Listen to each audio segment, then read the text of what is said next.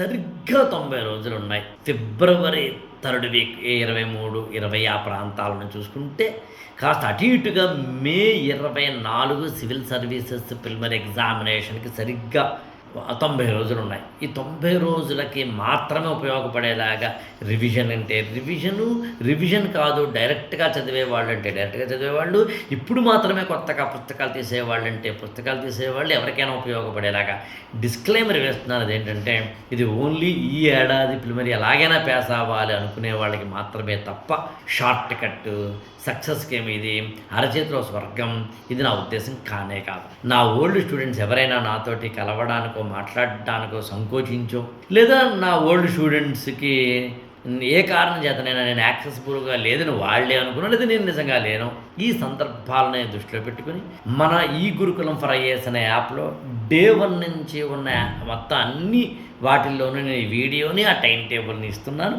ఈ టైం టేబుల్ని ఇవాళ చూస్తున్న ఈ షార్ట్ కిందన డిస్క్రిప్షన్లో ఇస్తున్నాను. 90 రోజుల్లో ఐఏఎస్ ప్రిలిమినరీ పాస్ అవ్వడం ఎలాగా అనేది టైటిల్.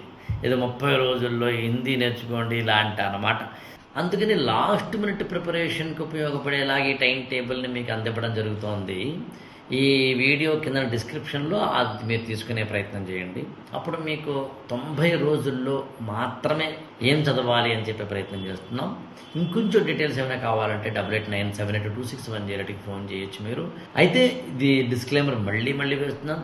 అరచేతిలో స్వర్గము కాదు, షార్ట్ కట్ అంతకన్నా కాదు, సివిల్ సర్వీసెస్ చాలా ఈజీ వెంటనే పాస్ అయిపోయింది అని చెప్పేది కాదు, క్రాష్ కోర్సు అంతకన్నా కాదు.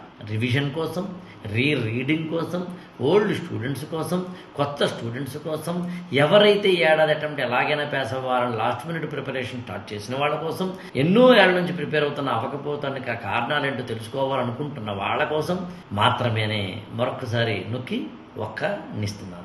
IAS for All ఛానల్ని సబ్స్క్రైబ్ చేసుకోండి, లైక్ చేయండి, షేర్ చేయండి.